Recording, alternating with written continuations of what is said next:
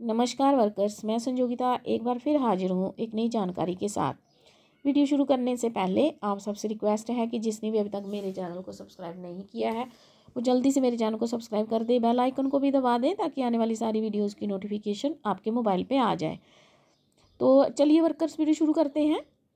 तो वर्कर्स, मुझे कमेंट्स में लड़कियां पूछ रही थी कि FRS जो है वो हमने क्या हर महीने करना है, और अगर करना है तो HCM देने वालों का भी करना है क्या, या सिर्फ THR देने वालों का करना है।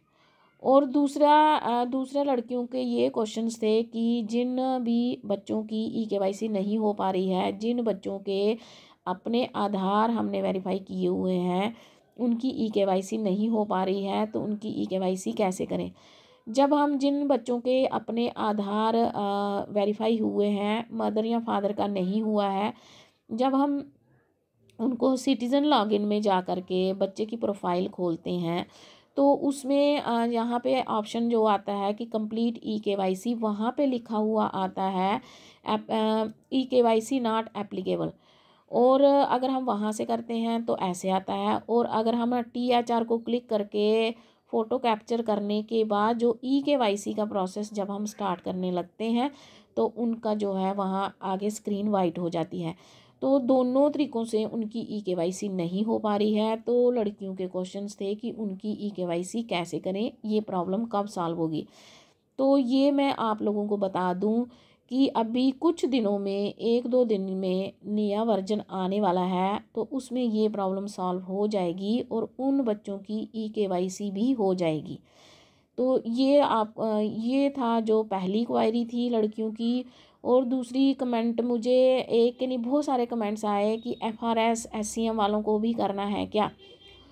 तो ऐसे तो जब SCM देना होगा तो FRS तो नहीं करना, लेकिन मैंने कंफर्म किया, उसमें तो ज़रूरत नहीं पड़ती, लेकिन मैंने कंफर्म किया तो वहाँ से मुझे पता चला कि हम 3 to 6 का FRS नहीं करेंगे। 3 to 6 का FRS अगर आप नहीं करोगे, उनके पेरेंट्स या उनके जब बच्चे का भी आप उसमें कर सकते हो, क्योंकि बच्चा 3 to 6 का जो है प्री स्कूल का है और वो डेली आपके आंगनबाड़ी सेंटर में आता है, तो लेकिन उनका करना कंपलसरी नहीं है SCM में। लेकिन 6 मंथ to 3 ईयर के बच्चों का FRS, चाहे आप उनको SCM देते हो चाहे THR देते हो, आपने करना ही करना है।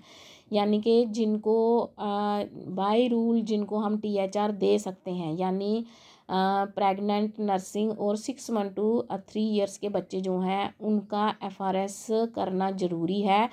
लेकिन 3 to 6 जिनको बाय रूल हम SCM देते हैं उनका FRS करना कंपलसरी नहीं है।